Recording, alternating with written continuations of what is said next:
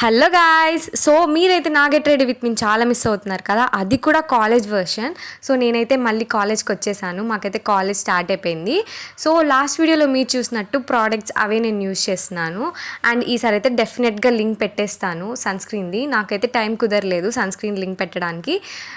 ఈసారి మాత్రం పెట్టేస్తాను, చూసేయండి.